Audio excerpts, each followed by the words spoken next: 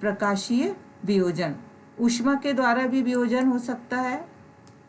ऊष्मीय मतलब हम इनको ताप देकर वियोजन अभिक्रिया करवा सकते हैं।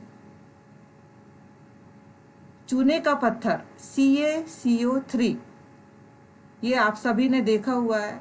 संगमरमर का पत्थर चूने का ही पत्थर कहलाता है और उसका सूत्र कैल्शियम कार्बोनेट है। जब इसको गर्म किया जाता है तो ये दो भागों में टूट जाता है, कैल्शियम ऑक्साइड और कार्बन डाइऑक्साइड। तो यहाँ आप देखिए ये एकल पदार्थ है ये, और यहाँ पर उत्पाद पक्ष में देखिए ये दो पदार्थों में टूट गया, तो इसको हम बोलते हैं ऊष्मीय वियोजन, क्योंकि इसका वियोजन ऊष्मा के द्वारा हो रहा है।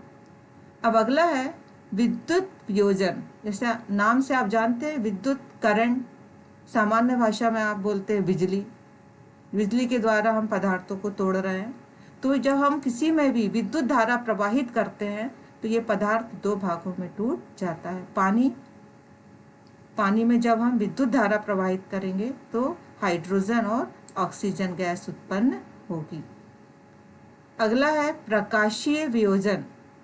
सूर्य के प्रकाश की उपस्थिति में भी पदार्थ टूट जाते हैं, तो इसको हम बोलेंगे प्रकाशीय वियोजन। Silver chloride AgCl।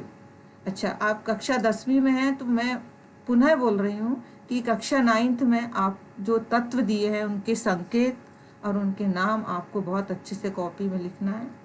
आप रोज 10-10 नाम भी लिखेंगे तो आपको संकेत और ये सूत्र उनके याद हो जाएंगे। तो सूर्य का प्रकाश की उपस्थिति में ये सिल्वर और क्लोरीन गैस में विभक्त हो जाता है। तो इस प्रकार ये ऊष्मीय वियोजन, विद्युत वियोजन और प्रकाशीय वियोजन। अब अगली क्रिया है ऊष्माक्षेपी अभिक्रिया। नाम से ही समझ में आ रहा है कि जिन अभिक्रियाओं में उत्पाद तो मिलते ही हैं, साथ में ऊष्मा भी उत्पन्न होती है। जैसे आप खाना पकाते हैं, कोयला जलाते हैं, ईंधन जलाते हैं, तो रासायनिक परिवर्तन होता है, साथ में उसमें ऊष्मा ऊर्जा भी मिलती है। मीथेन गैस जो कि बायोगैस का एक प्रमुख घटक है, ये देखिए आप, ये ऑक्सीजन की उपस्थिति में जलता है और कार्बन डाइऑक्साइड गैस और पानी साथ में बहुत अधिक मात्रा में ऊष्मीय ऊर्जा उत्पन्न होती है। इसको हम बोलते हैं ऊष्माक्षेपी अभिक्रिया। इसका एक उदाहरण और है, जब हम दिवाली के समय घरों में पुताई करते हैं तो हम जो बाजार से चूना लाते हैं उसको हम क्या करते हैं, पुताई करने के 10-12 घंटे पहले उसको पानी में डाल देते हैं, क्योंकि इसमें बहुत सारी ऊष्मा निकलती है, ऊष्मा उत्पन्न होती है। जब वो ठंडा हो जाता है तब हम दीवालों में उससे पुताई करते हैं। दूसरी अभिक्रिया है ऊष्मा शोषी अभिक्रिया। इसके उल्टी है, ऊष्माक्षेपी का उल्टा है ये। इसमें ऊष्मा का अवशोषण होता है। लेड नाइट्रेट, हम यहाँ इसको तोड़ने के लिए यहाँ ऊष्मा प्रदान करेंगे, तो इसने ऊष्मा का क्या किया, अवशोषण, और इस प्रकार ये लेड ऑक्साइड, नाइट्रोजन परऑक्साइड और ऑक्सीजन में टूट जाता है। अगली क्रिया है विस्थापन अभिक्रिया। विस्थापन मतलब हटाना, जिसमें एक अभिकारक तत्व दूसरे अभिकर्मक यौगिक में से दूसरे तत्व को हटाकर उसका स्थान ले लेता है। हम एक उदाहरण के द्वारा आपको बतला रहे हैं। जैसे देखिए आप, Fe plus CuSO4 is equal to FeSO4 plus Cu। आप ध्यान से देखिए, यहाँ ये लोहा है। जब कॉपर सल्फेट के जलीय विलयन से क्रिया करता है तो ये लोहा धातु इस कॉपर धातु को हटा देता है और खुद उसके स्थान पर आ जाता है, क्योंकि लोहा कॉपर से ज़्यादा शक्तिशाली तत्व है। देखिए यहाँ FeSO4 प्लस Cu। तो इसने यहाँ पर एक अभिकारक तत्व ने यौगिक में से दूसरे तत्व को क्या कर दिया, हटा दिया और स्वयं अपना स्थान ग्रहण कर लिया। इस क्रिया को बोलते हैं विस्थापन अभिक्रिया। अगली है द्विविस्थापन अभिक्रिया। इसमें अभिकारकों के बीच आयनों का आदान प्रदान होता है। ये भी कक्षा 9th में आपने पढ़े हुए हैं। आयन होते हैं, प्रत्येक यौगिक 2 प्रकार के आयनों से मिलकर बनता है, धन आयन और ऋण आयन। तो यहाँ देखिए आप, सोडियम सल्फेट, यहाँ 2 आयन है, सोडियम और सल्फेट। बेरियम क्लोराइड, बेरियम और क्लोरीन। इस प्रकार यहाँ पर ये आयन में आपस में बदल गए हैं। सल्फेट आयन ने क्लोरीन की जगह, क्लोराइड आयन की जगह ले ली है, और क्लोराइड आयन ने सल्फेट आयन की जगह ले ली है। तो बेरियम सल्फेट और सोडियम क्लोराइड बनता है।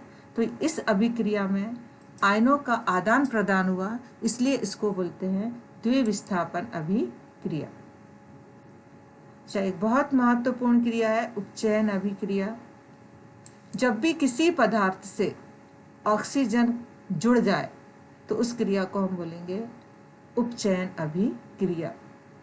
यहाँ इस समीकरण में देखिए आप, copper plus CO2 is equal to CuO, copper oxide plus C। ध्यान से देखेंगे आप, किसी पदार्थ से ऑक्सीजन जुड़ जाए, यहाँ कॉपर अकेला है, अभिक्रिया के पश्चात आप देखिए कॉपर में ऑक्सीजन जुड़ गई है, तो यहाँ कॉपर का उपचयन हो गया कॉपर ऑक्साइड में।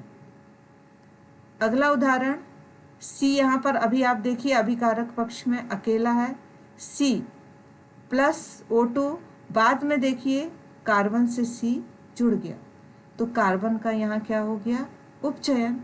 तो ये एक प्रकार की ऑक्सीकरण क्रिया भी कह सकते हैं इनको, और उपचयन अभिक्रिया भी कह सकते हैं। अगली है अपचयन अभिक्रिया, इसका अपोजिट अपचयन। जब किसी पदार्थ से ऑक्सीजन हट जाए या ऑक्सीजन की कमी हो जाए तो उसे हम कहेंगे अपचयन अभिक्रिया।